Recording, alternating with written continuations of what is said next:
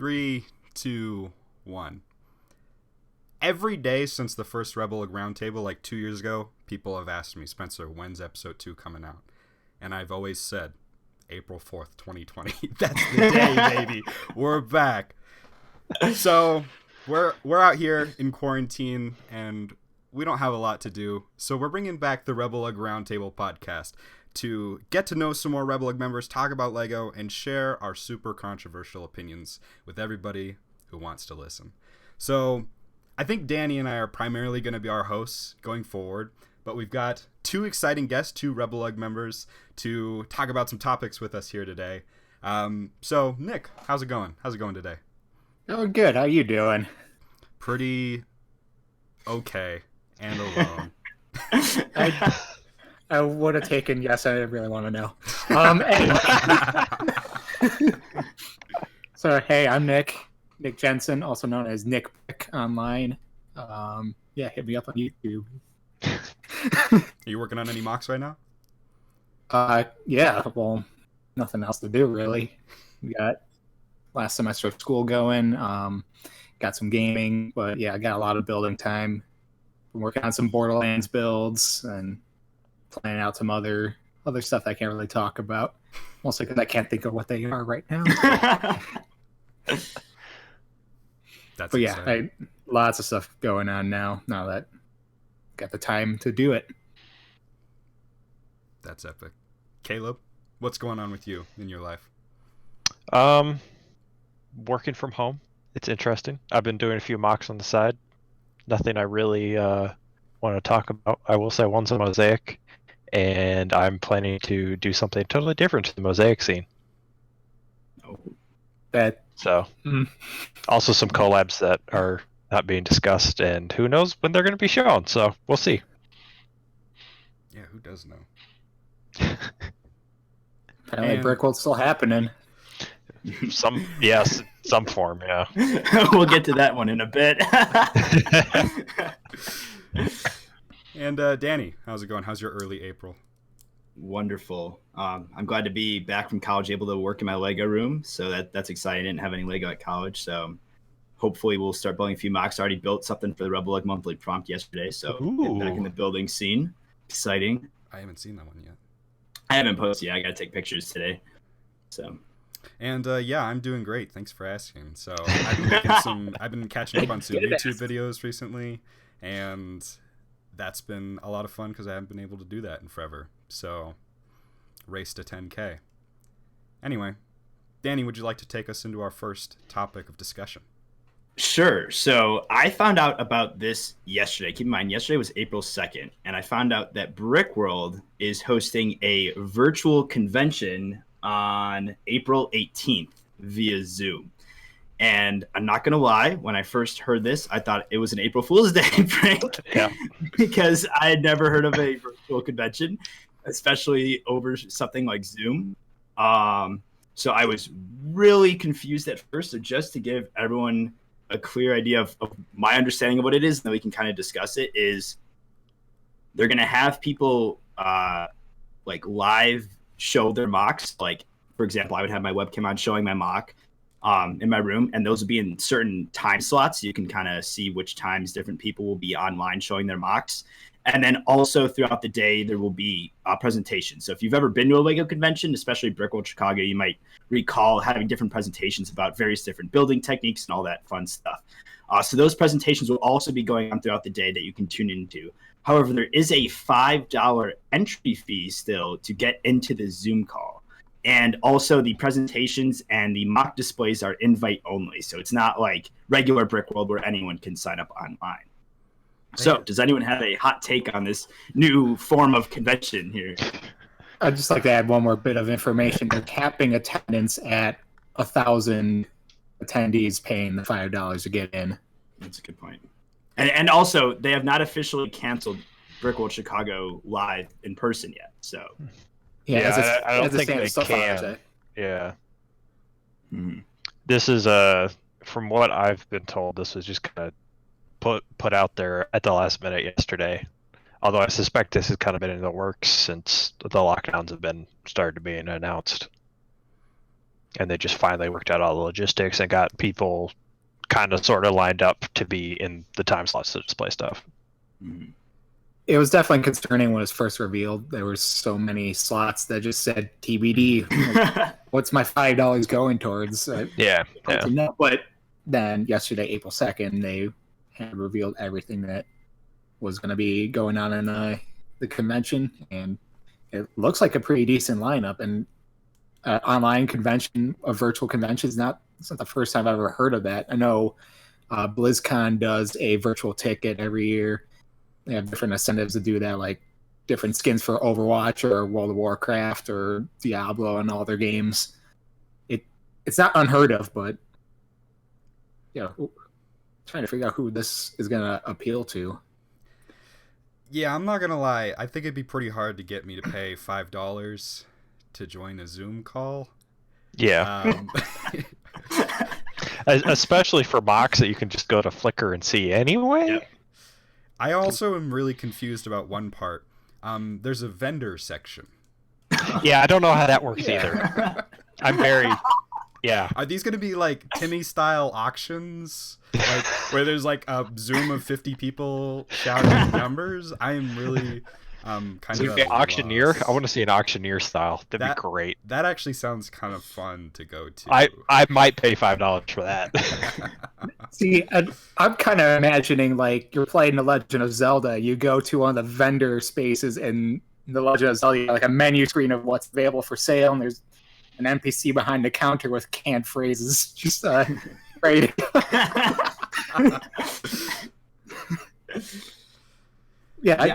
What does that mean? I wonder if it's gonna be like, if it's either just gonna make, well, like in my head when I first think of virtual convention and vendors, I'm thinking like they're gonna get like their whole table set up and all ready to go, and then just film themselves with the webcam, and then someone like joins their like subgroup in Zoom and be like, hey, you want to see my items I have for sale, and then they like hold up all their different products to the camera. I mean, it's got to be something more than just having their websites available. If they listed a vendor section, then it has to be more than just having their websites available. I would certainly think so. Maybe they'll run in some sort of sale instead. I don't know. The vendor part is very weird. Yeah, who knows what that means? We're all gonna find out when it happens on the spot, aren't we? Yeah. Yeah. Maybe Also, even the vendors. I noticed there's a great ball contraption, a GBC section on here. Are AFOLs meeting up to put this together, or are people shipping in GBC modules, or is it just one person who has like 5 modules who's just gonna make a little circle on their table and run it around? Well, anyway, they do it. They're not going to do a world record setting size of GBC like they do every year. Impressive, really. But like the whole point of GBC is to just have this massive display. I can't imagine having like 4 or 5 modules on a table is going to be very exciting. I mean, Yeah, that's what I saw at Bricks Cascade. They had like a couple like 2 like 4x6 foot tables, and that was all the GBC that was there, and it was super weird because every other con I've gone to has always had like 30 tables of the stuff. Mm-hmm. It was very weird going to a major con that didn't have GBC in a big presence. The mention of GBC makes me think of, well, that's usually Beyond the Brick's most popular videos of GBC fly-throughs at conventions. And that's getting me thinking, isn't that going to like compete with Beyond the Brick? It feels like we're downplaying this whole convention thing. I honestly want it to succeed. I want it to succeed, but there's a lot of concerns because it's like a brand new thing. Wouldn't it be competing with Beyond the Brick with their production quality? They get some good quality video and audio and fly-throughs of different mocks, of course, after the convention's over, but isn't that essentially the same thing? You don't have to pay to get on YouTube to watch it. No, I didn't even think about that. Like, think about if you're Beyond Brick right now, and it looks like most summer conventions are up in the air right now. Let's say they get canceled like that, and that's your main source of income is going to these conventions. And how many interviews do they do at each convention? Right, 30 or 40 probably. And to have all those just taken from you like that, I wonder how they're going to adapt to this, looking at it from their angle. I saw a tweet from them. I think it was just today, saying that they have to go to every other day videos because of what's going on now. Yeah. Yeah. So yeah, it's definitely hitting them hard. They're aware of how. Yeah, this because can even if affect them, they partner somehow with like being able to record inside of Zoom, maybe if they partner with the conventions in that way, it's just not gonna have the same feel. And the whole draw to them, right, is having these builder interviews and then them being able to cut in the different angles. Whereas if the person's trying to talk to, like, let's say they're being interviewed digitally, they're trying to talk to you, it's gonna be hard for them to talk to the camera while also moving their webcam around, showing the different angles that they're speaking about. So be interesting to see how they adapt. One huge advantage that they would have over Beyond the Brick is instant interactivity with the person there. Instead of Joshua or Boone or whoever's hosting asking the questions, it's the people watching. So maybe we'll see. Cool. Maybe we'll see a resurgence of the TBB podcast. That's Not what TBB, I'm Beyond the hoping Brick, for. the other one. Yeah, I used to really enjoy those, or I've gone back and watched some of them, and they're still really good. So if they, Beyond the Brick, our hearts go out. If you're, with this whole convention COVID thing going on, but please bring back the podcast. I really enjoyed it. I would definitely watch it if it comes back. Can you give a brief synopsis of how they did? I've never actually seen one of their episodes, so that. Yeah, it used to just be like basically like Hangouts calls, live streams, and they would have fantastic Lego builders or community members like Kevin Hinkle and Simon Liu have been on there, and you really get to learn about their building process or more about their personal life, those types of things. Really interesting hour-long podcast. There's probably like 100 episodes or so. Oh wow! Yeah, there's a lot. So that's a recommended series if you're looking for stuff to watch during this time. Boone has. On the podcast version of it, I have. I don't know if you guys have. No. All right. No, I think you're the only one. We don't share the privilege. It was pretty fun. Boone has been doing his own Thursday night interviews. They had Grant Davis on this week. It was pretty informative. It's always cool to hear like Grant's build style because he does such a prolific builder the last couple of years. Oh yeah, dude, Grant's one of the best in the game right now. No doubt. Painted City was impressive in person. Oh, you got to see that in person. Oh yeah, I got to see it in person. It was like 2.5 feet wide, like 3 feet tall, and like 1.5 feet deep. It was insane. And then you get up close to it, and you can start seeing all the different like piece usages. Like there's a crane in the picture, and he used the Power Miner Rock Monster arms as the crane claw thing. It was wow. It's fantastic, and there's a ton of stuff like that. It flows so well in person. It's great. And I guess you just don't really understand the scale of it in pictures. You have to be there in person to really get it.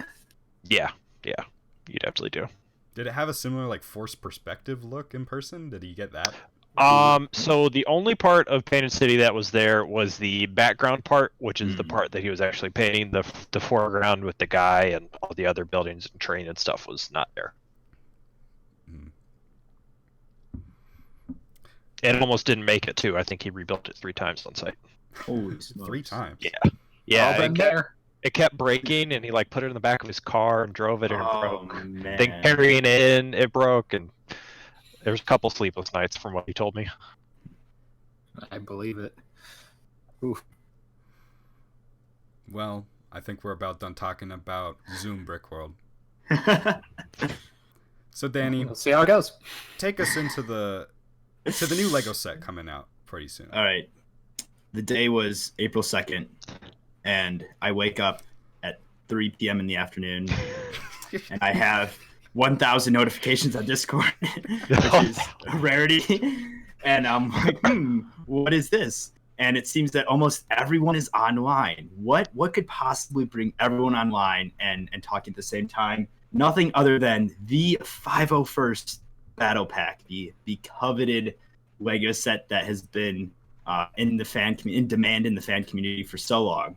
So before we get into the whole like backstory and talking about how this whole journey began, I want to just focus on the set itself and talking about kind of what we like about the designs, the value of the set, So it's going to retail for $29.99 US, $30. It comes out August 1st. It has 285 pieces. It has 6 minifigs. You get the Jet Trooper, 3 regular 501st Troopers, and then 2 Battle Droids. And then you get the ATRT and then the Bark Speeder. So just looking at it as like a Lego set, like what do you guys think of the value? Is this something that you would pick up based on that? All right, well, I guess I'll start. I will be buying this just because the Phase 2 Trooper is my favorite trooper, and I missed all of the other Phase 2 Troopers because I was in college and didn't have any money. So I'm definitely interested in this. There are some things that I definitely change about it. Like I feel, but overall, it's a decent value. I mean, you're getting 6 figures. 2 of them, admittedly, are droids, and they're not super interesting. But you're getting 4 exclusive-ish ones, and 3 of them are copies. So it's a decent army builder, especially for $30. Mm-hmm. Yeah, this is probably the first. This is the first set in any recent memory that I am planning on buying, or at least want to buy. Like, I'm not somebody who buys sets very often. The last set that I think I really wanted was maybe the Saturn V, but it was still just too expensive to get, even though it was probably one of the best value sets in a super long time, I think. But this one, I'm definitely gonna cop. Like, it is the only downside, I think, is like the downgraded ATRT from the one that they already made that was better than this one. Otherwise, it seems A1 in my opinion. Yeah, I completely agree about the ATRT being a downgrade. The Bark Speeder is a huge upgrade from the previous one, so. Yeah. Well, okay, so I'm not much of a minifig builder. A battle pack's going to be a really tough sell on me. That being said, that speeder is awesome. The walker, a little less so. Getting tired of seeing that 1x4 brick with the click hinges on either end. Right? They didn't even add anything but a sticker to one of the leg segments. Like, come on, man. But yeah, like if I was a minifig scale builder, I would be all over this set. But it doesn't really do anything for me. I might pick it up maybe for parts. Yeah, I'm honestly surprised about their choice for the ATRT because I think the Bark Speeder is a really good representation. They took kind of, I would say, a combination of various versions they've done in the past and really kind of made the best version so far.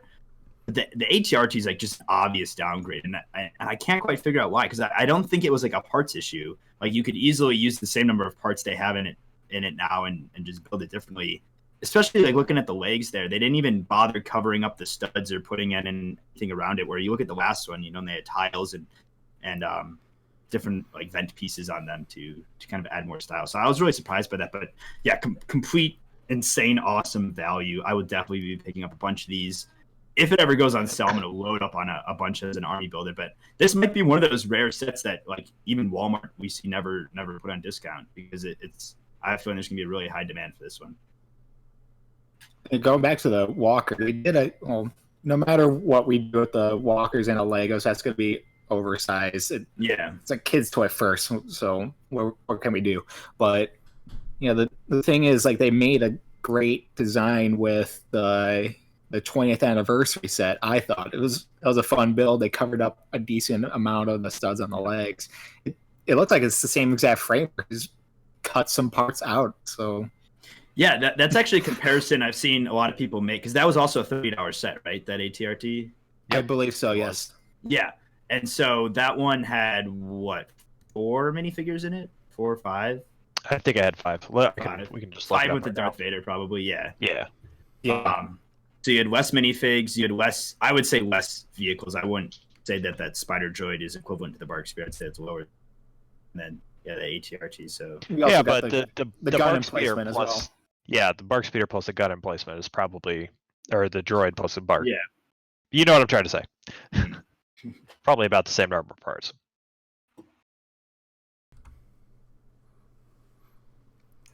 So I guess we can delve slightly. We can inch into the controversy now. The minifigures, the clones. How are we feeling?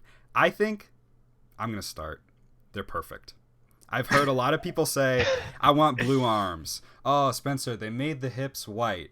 People have been swapping out the black hips for the white hips for ages. And I didn't even notice. And then once I looked back again, I was like, way better. These, I wouldn't even change a thing. On top of that, they redid the design of the helmets compared to the current model of Phase 2 Trooper that they've been doing for a few years or quite a while. They've been doing it for long enough that I think it's reasonable that they change it. I didn't think it was necessary, but this one's better. I didn't realize how enormously wide the old visor was, but looking at the comparison, it's a bit funky. Yeah, so what was I going to say about the figures? Oh, yeah, so apparently like they had done 501st Troopers in the past in the Phase 2. I'm not following any of the shots. Shockingly, also in an ATRT set. Yes. Oh, of course. Well, so apparently the designs are different between those two sets. So yeah, it's difficult to go from one design to the other. You're not going to have consistency. But that being said, if you're going to do a changeover, doing it in an army builder set is smart. Yeah, and to be fair, the last ATRT set that we got had one 501st Trooper in it, so it's not like people had these massive armies from buying a ton of that set because you only got one in that set, right? So you're not gonna load up on those as an army builder. So I do feel bad for the groups of people out there that do have armies of them, though, that now have significantly less value from one day to the next. Well, I feel a little bit bad. I don't know how I feel about the argument because I see that brought up all the time, especially when Lego like redoes sets. It came up, I think the biggest the last time when they re-released the Taj Mahal, and it's basically the same set, and everyone's like, "Oh man, all these collectors who had been saving it for their resale value just like lost."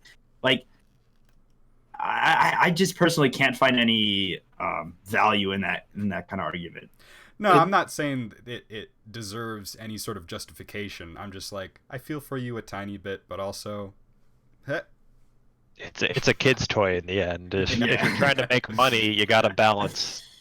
You gotta balance when it comes out and all that.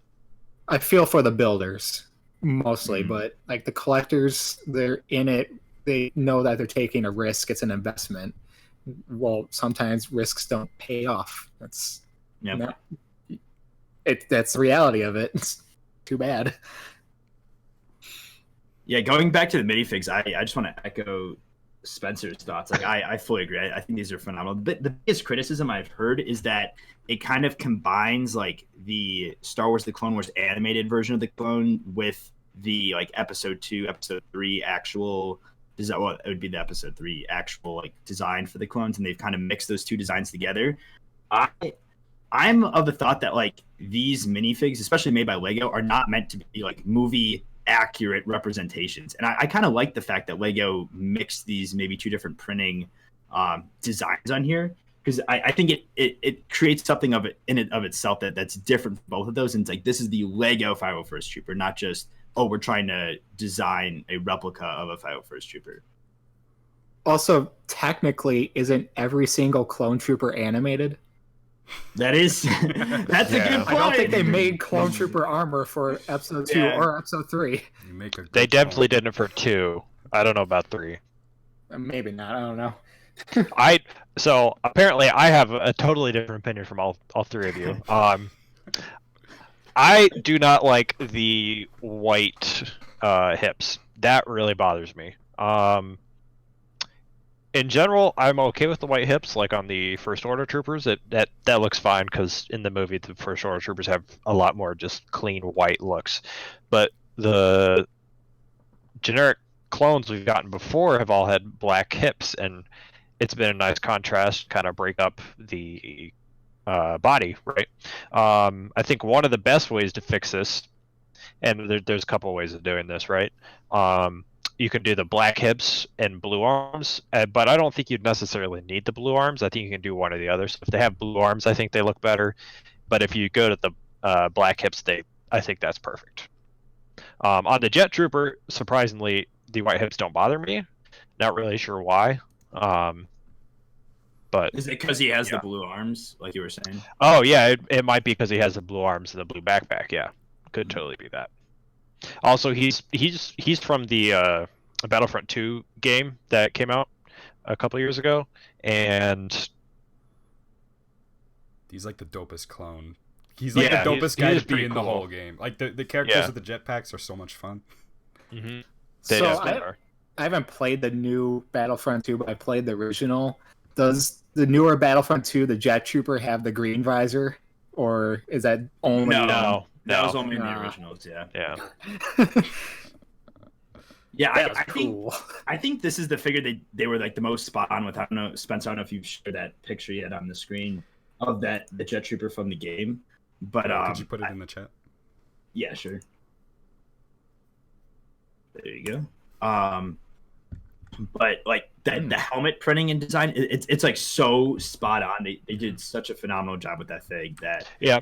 when I first saw it, I didn't even know that it was from the Battlefront. Like I didn't know they took the Battlefront character and made him into a thing. I thought it was just like a random Jet Trooper, so it made it even more cool. You can see in this picture too that his the like cheek, the spot in his helmet where the cheeks go in, has some sort of dark gray print, which is present on all of these clone troopers, which they have not done in the past either. Yeah. Oh, really? And that has been some people's complaints. That doesn't bother me all that much either. Oh yeah, I think But that's really I just sick. realized you can see the gray prints there. I think that makes it look like it looks less fat than normal, which they've sort of had a problem with in the past, and it just gives it I don't know, more texture. It looks cooler. Gives it more depth, Mhm. yeah. That's what I would use, yeah. Yeah, Spencer, if you wanted to pull up that picture, I just sent it of the 4 different comparisons. So in this photo, I know Caleb sent this, but this was somewhere online. Someone put this together where they photoshopped it. So the first photo all the way on the left is the original. The second one, they put the black hips in. The third one, they keep the white hips, but they put blue arms. And then the fourth one is black hips, blue arms. So you guys watching can comment below what you guys think is the best layout for the minifigs. We should all go around and vote. I'm voting with number 1 as it is in the set. Oh yeah, number 1. Yeah, I'm a number 2 guy. I like the hip black hips. Gotta have that. But you're not going with blue arms? That doesn't bother me as much. I'm used to figures not having printed arms. So at this point, like the majority of the arms white, that's fine. I'm a fan of the original, the one that's in Yeah. the set. Nice. Let's get it. So now that we have dissected the set, the moment we've all been waiting for, the controversy surrounding it. Oh, man. Yeah, well, So this whole I don't even know what you want to call this journey started. How many was it a year ago, or was it just it was several months? 2018 at least. Okay, He was So- wearing the shirt at Brickworld last year. gotcha. So Ryan M&R Productions, who's a good friend of RebelLUG, he's in the main RebelLUG server. He's a Friend of the designated show. Rebel friend of the show. He's been in our meetings before at Brickworld. Lots of controversy there. But, so he started this movement of like, I love 501st Troopers. Like, this is my favorite Lego Clone Troopers. I want a battle pack of it. And so he started this massive movement online where there were videos, people were posting on the Lego Instagram, commenting on all the Lego social medias that, hey, this is what the fans want. And for the longest time, like nothing happened. Obviously, there were rumors swirling that Lego didn't like this, that they were never going to cave to this.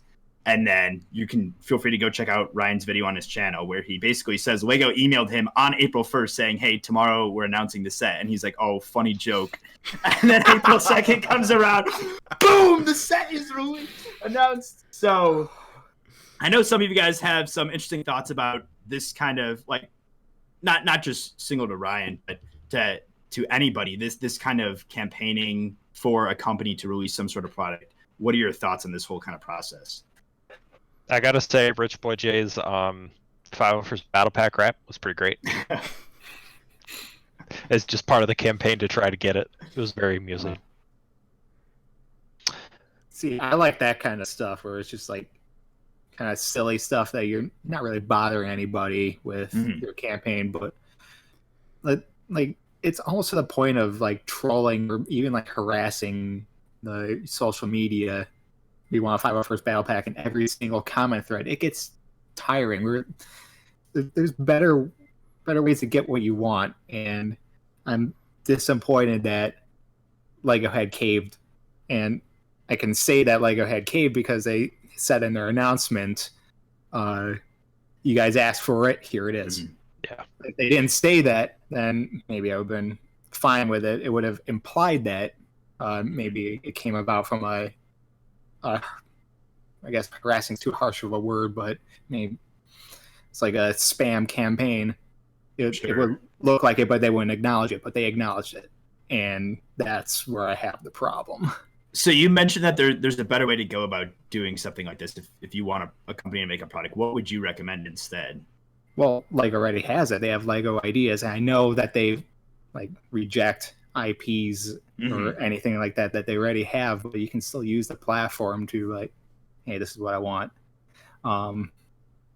So you would recommend, even though Lego Ideas doesn't I don't know what their exact policies are because I know they change them all the time. But if you upload, like, let's say a Star Wars set, do they just ban it right away, or only if it gets to that support level, then they kind of see it and like, okay, we're kicking this off now?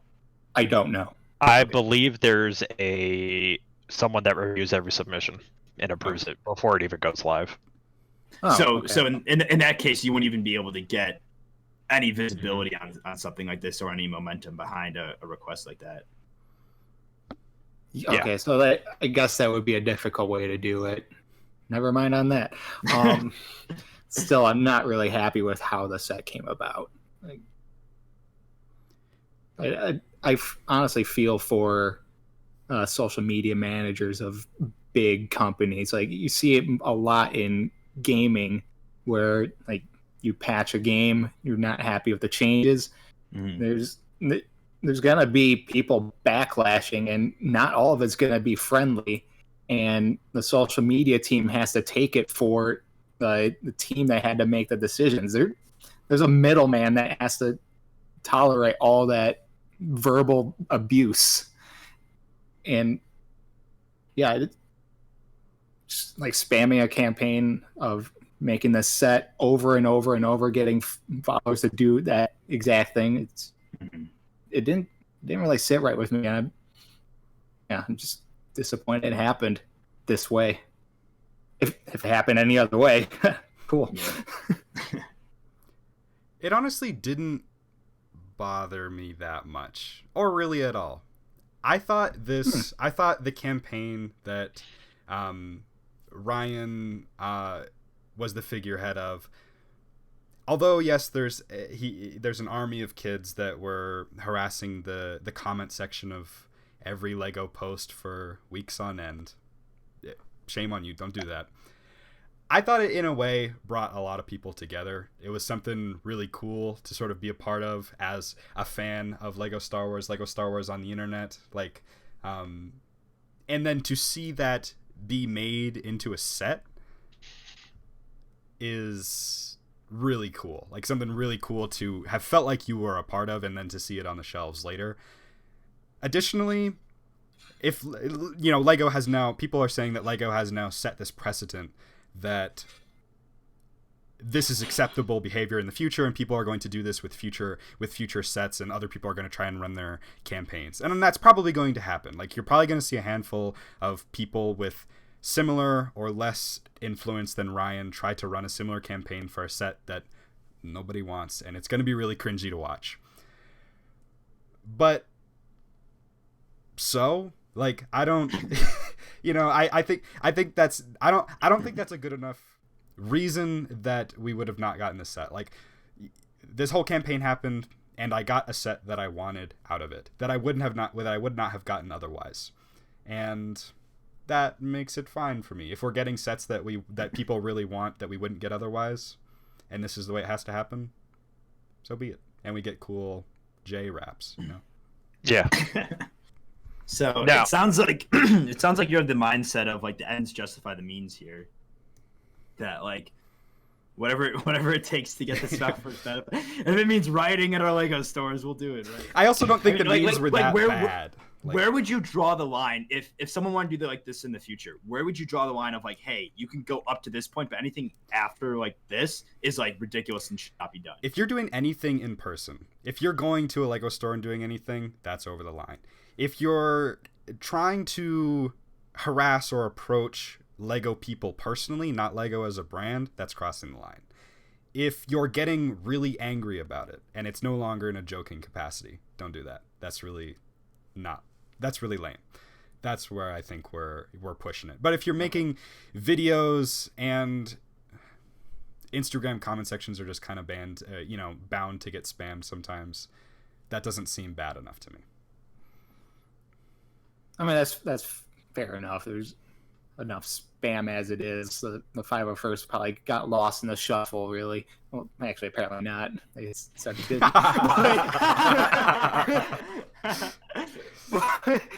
Well, you know what I mean. What do you think about the announcement strategy for this? Like, ignoring the part that they emailed Ryan on April Fool's, I thought that was hilarious. But like, usually they don't release make like a press release of these kind of sets this early. At least I have no recollection of something like that for an IP brand that's not like a UCS set. This is probably one of the smallest sets in the wave in August. Mm-hmm. So I just found it, and especially with its timing so close to April Fool's. I know when a lot of us first saw this, we're like, okay, this is totally April Fool's prank. Like, Lego really outdid themselves at this one, and then it took a while. I know, Caleb, you were one of those people that it took quite a while. If you want to touch on that. Yeah. So obviously it was announced on April 2nd. I was like, all right, this is just a delayed April Fool's, right? With COVID-19, maybe someone forgot to hit post or whatever, right? Mm-hmm. I was pretty convinced it was fake. Like, you could go on the Lego website and you could pre-order the busts, right? And I'm scrolling through the Star Wars section on Shop at Home trying to find it, and the only way you could get to the website or to the set listing was through the link on the Twitter announcement. I was like, okay, this is seeming fishy, right? Because you can set up a URL that way, so you can only get to it through a link, and then you could kind of look at some of the builds, right? I didn't expect the ATRT to have changed this much between 2 years, when they've done 2 or 3 ATRTs now that are all pretty much the same with slight changes and recolors. And then even looking at the figs, right? They kind of looked a little weird. They didn't quite look right. It wasn't until a couple hours later that Star Wars retweeted it. I was like, all right, either there's multiple people involved with this or it's actually real. But it took me a couple hours because I was like, there's no way this meme campaign actually worked. Mm-hmm. And like Danny said, there's no precedent for them announcing a small set this early if they're not announcing the whole wave. So I found it very weird in the way they announced it. But I mean, hey, it's a decent set, so I'll take what I can get. It definitely worked the way they announced it, because I don't think that any kind of announcement like that is done on accident. Oh, they totally knew what they were doing by announcing it in the day after April Fool's Day. There's no way they didn't think about that. And so again, people talking like, this isn't a joke, and it's gonna get people to share it because that's just the way it is. I think of how people are gonna share stuff, and responding to a meme kind of campaign on the day after a meme day to kind of trick people. Mm-hmm. Yeah, it makes sense to me. There's no way they did that on accident. No way. Yeah, I'm really curious. I mean, there's really, I don't think there's going to be any way for us to know. But is the way that this came about and the amount of online fans that there are of this set purely by people like Ryan or people like us being really excited about this particular set, is that enough to influence sales at a significantly noticeable amount? That's what I'm really curious about. Like, is it possible it'll be a really appealing set on its own, just to random people at Target, but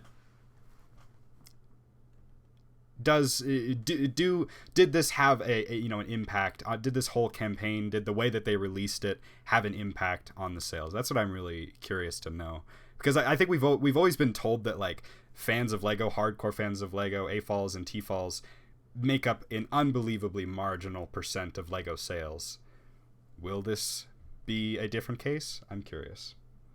Yeah, I mean, go ahead. One measure you can look at, I mean, it's a little tricky, but like if they're sold out, I know in the Mandalorian Battle Pack first came out, those were sold out everywhere, and people were having a really hard time. That could also be they just weren't expecting a high demand for that set, and they didn't make a huge quantity of them. They didn't ship as many as they normally would to the stores. So that's something that we won't know that data, but you can assume that they're expecting some sort of high demand for this set. So they'll probably be shipping out regular, if not larger, loads of this to stores and stuff. So I guess that'll be the first indicator for us before we get any hard data, if we ever get any hard sales data from it, are they sold out in retail stores and at Lego.com. I'm a little bit curious because this is the second piece in a pattern after the gunship vote, which I don't think Lego's done anything like that in the past, where they let people basically on, Twitter and YouTube and Instagram choose a set. And they did one other. Which one was it? One. Back in 2012, they had fans vote on like the Mon Calamari Cruiser. Oh, I remember that. Set. Yeah. It was that Chancellor Palpatine's arrest. I remember that. Yeah. They ended up making both. Yeah. Yep. Hopefully they do that with the gunship and the Nebulon. I don't care about the TIE bomber. They should make both. I can't wait for my TIE bomber. If I had put money on it, I'm sure that they have like all three of those built already as UCS set. And they're probably planning on releasing all three as like the next three, or the next like out of the next like 6, those will be the 3 in there. And they're just saying, okay, which order are we going to put it? Like it probably was something as simple as that. For sure, yeah. But yeah, I guess go ahead. A poll like that, they probably have already all 3 designed. It could just be like testing the waters if all 3 will work. Yeah. So yeah, it really is just like market research for all 3. Yeah, and it's like I guess they've decided that they're okay with listening to the mob of the internet, because this is like probably the last place that you want to turn to for like really honest opinions on things. People really want to be part of enormous waves and pick the most fun, controversial side of it all in these types of, polls or just campaigns. So I don't know. I like that Lego's doing this. They're further getting down to the grassroots of their community and interacting with people, which is something they've always been, or at least been good at for the last 2 decades. It's definitely the way to reach the older part of the community, the T-falls and A-falls, because they're going to be the ones on social media, or at least should be. But yeah, like the point is like that's going to be reaching your older audiences. So I know, Spencer, you touched on this a little earlier, but do we think that this is going to set a precedent? Are we going to see more of these campaigns? I doubt we'll ever see one to the scale that this was, but are we going to see in the coming months people try to launch stuff like this to try to get some new Star Wars sets or other IP sets? Oh, yeah. I think there's definitely going to be a handful of people that don't have near the influence to pull it off, and, those will be, pushed to the side.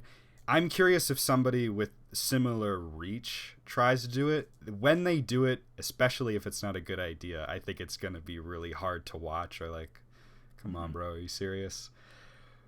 But yeah, I do think this is going to happen probably. Another one's going to happen within the next year. Somebody's going to try and they're going to put out what they think is a huge video to get, I don't know what set they really want, but they want 212 Trooper Battle Pack. 212 Trooper ATRT. We need it. Yeah.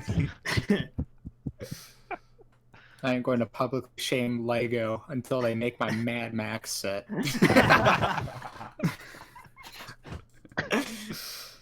Slave Leia Battle Pack win. Battle Pack. Done. Don't even have to show me the price point or what's the set. My soul, man. Life-size gun set.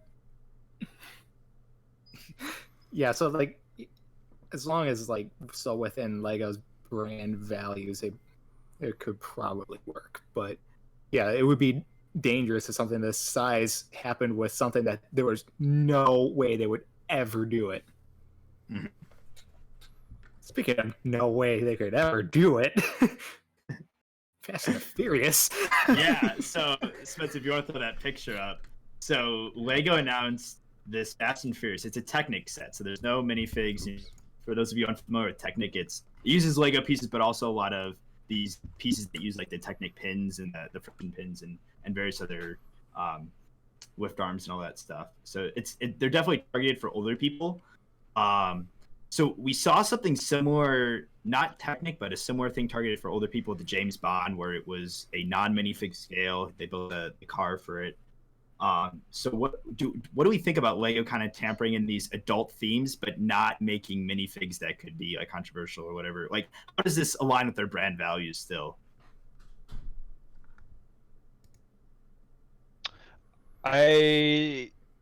This one, like the Fast and Furious movies are so big, right?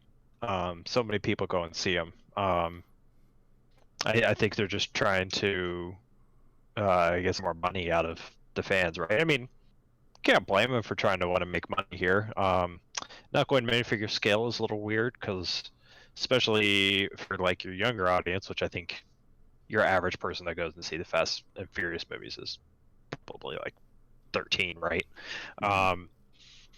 It's probably more interested in the minifigures than something quite as large as this, and the Technic sets, right, are geared more towards adults. So I don't know. It could very well be possible that they had. Oh, wait, what kind of car is this? Sorry. It's a Dodge. Dodge Charger. Yeah, maybe they had a design for a Dodge Charger set, but branding it as Fast and Furious Dodge Charger might get some sales out of it, and then a fan of the Charger itself would just buy it because they're a fan of the car. Mm-hmm. But then you'll get fans of the movies also buying it. But it's also interesting that they don't include minifigures because they've done that before with more adult themed sets. Like I immediately think of the Tumblr UCS set. That's a PG-13 movie, but that portrayal of the Joker is definitely not kid friendly. That is a terrifying character, and yet they still have the Joker in that film as a minifigure. Yeah, and I mean, you could even make the argument for The Simpsons, like the adult humor used in The Simpsons, that they made 2 sets and then 2 minifig series for it. The James Bond car too. Those are definitely not as kid friendly as like Star Wars is. But the James Bond, they didn't do the minifig, and that's the same with this. So I wonder where Lego's line is, right? They'll do the Heath Ledger Joker, and they'll do the Simpsons, the adult humor, but they're not going to do Fast and Furious minifigs or James Bond's minifig. I cannot figure out for the life of me where Lego's line is with this, because like go back 5 or 10 years, and you didn't see Lego come anywhere near close to these. Like they wouldn't even dip their feet in the water. Where now they seem to be slowly wading into the ocean. We could also be making the assumption that that these are like adult themed minifigures, but it could also very well be like Vin Diesel didn't want his likeness to be in the set, but his character name, whatever. Maybe that's what happened. Yeah, it's totally possible. I mean, so the Fast and Furious movies, especially like the last 4 or 5, have not been about the cars, and they're more about the people in them. So this plays into the why are there no minifigures in this at all, right? I mean, sure, there's a lot of big name actors, and they might not have wanted their likeness in this, so who knows? Didn't somebody? Drew pointed out that they already made Dwayne The Rock Johnson. Yeah. Dwayne The Rock Johnson. They made a big figure of him from Moana. I thought that was so funny. Yeah. I'll see if I can find a picture of that.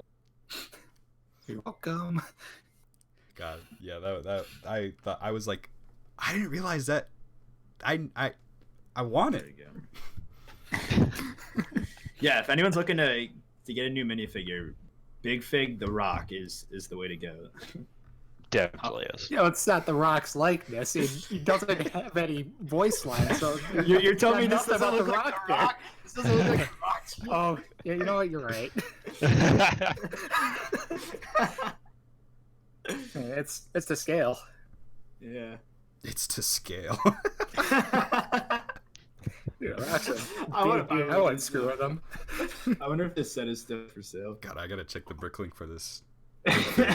Probably cheap. Hey, you wouldn't harm a soul outside the ring. The Hobbs and Shaw movie would like to have a discussion with you. Oh. All right. Full disclosure: I haven't seen any of the Fast and Furious movies. Same. They're. Oh wow! I'm the only one that's seen them. All right. Oh, right, so they're we're all kinda fun. talking out of our butt.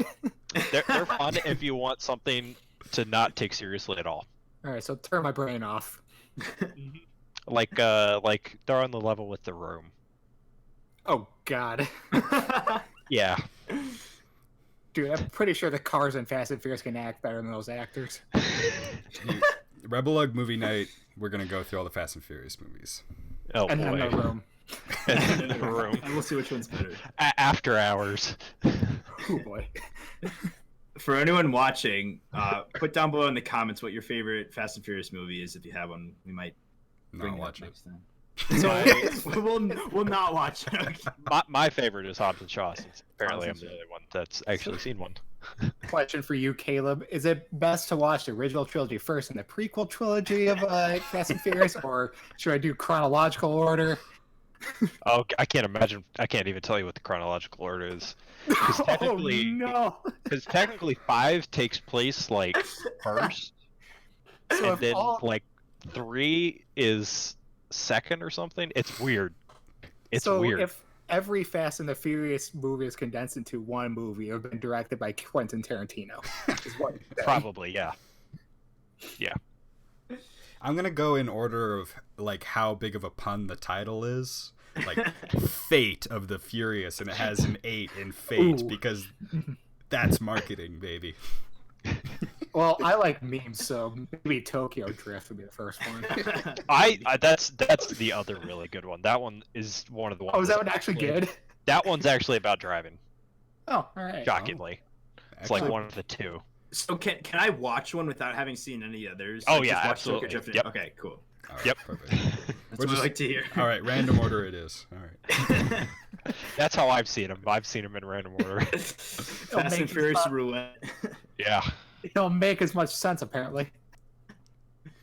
The only thing consistent across all of them is like 8 characters, and Tokyo Drift only has one of the 8 characters. It's so like it's super weird. All right, well, bringing this back to Lego, I think it would be good to wrap up here with our favorite April Fools posts. I know there's a bunch. It could be a post from a website, it could be a video someone made, a post on social media. What were your guys' favorite Lego-related April Fools jokes? I gotta say, I really liked the TVB spots one. I actually know a couple people that got fooled by that. I went along with That's it. kind of a good joke, yeah. I went along with it. Was like, you guys know this is fake, right? And then they come along a couple hours later. They're like, oh wait, that was fake. I was like, you guys didn't realize that? Lego has never done anything as bad as this. They've never had like a boys branded product that's so blatant like this. Hold up. Hold up. Are you boy. saying that Dots is not for boys? I mean, You watch your mouth. I mean, My man.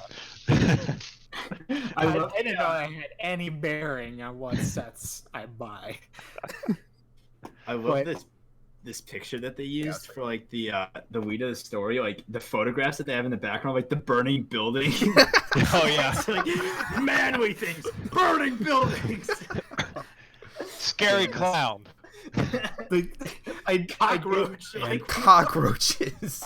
I did lose it as soon as I saw the pencil holder with the flaming skull. Like, oh my god, there's the stereotype. I could get behind that one. No, that was I didn't even notice the pictures. Like that would have sold it for me that it was fake. That was the funniest part. Like, yeah, they're trying to get people with the classic space tile. Like, haha, good one, Yeah. guys. But yeah, that got me really good. Like, oh, that was funny. My favorite April Fool's. Well, it wasn't an April Fool's gag, but it happened on April 1st, so I guess it counts. One of my favorite satire sites is Hard Drive. It's like punk rock kind of satire, The Onion mashed together. They made a post about Lego Masters. The headline was something along the lines of Lego Masters is halted indefinitely because someone stacked all the flat plates together. And then like the post went down to like they had to contact Denmark to get like a titanium brick separating to separate the parts. And then they were talking about Will Arnett, like, expressing his frustration, but he said, like, in the Batman voice for some reason. It was great. I thought that was my favorite. I didn't see it. bit. I'll have to check that one out after this. It's hilarious. It's good. I guess it happened. I don't know if it's really like a prank or a joke, but if you're looking to spend a good amount of hours, Simon Liu posted a scavenger hunt on his Flickr. Some of it's a little bit time sensitive, so it might already be more difficult now that this is coming out a day later, but it's pretty cool. If you're, someone already won, so don't give up. But if you want to start, so you're all You're a loser before you start. But it's pretty cool. It's like a really long. It's like escape room type puzzles, but on the internet, and takes really long. And it's related to Lego. That man is a huge fan of escape rooms. And that the escape room we did for Bricks in the Six and the video that went along with that. Awesome. Awesome. Check out that video on the RebelLUG channel. Highly recommend it. Lego I escape see some familiar faces. We got the face of one of the producers in this chat. He did a fantastic job. Definitely check that out. And some of the people that spent a lot of hours placing green Duplo bricks. Oh yeah, that was a time.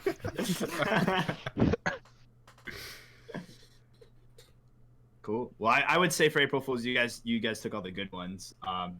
Of all the other, there are a few like dinky ones that are like the article. There's always something that has to do with like Weapon Weapon buys Rubricable, Weapon buys some Lego affiliated website. Lego buys Bricklink.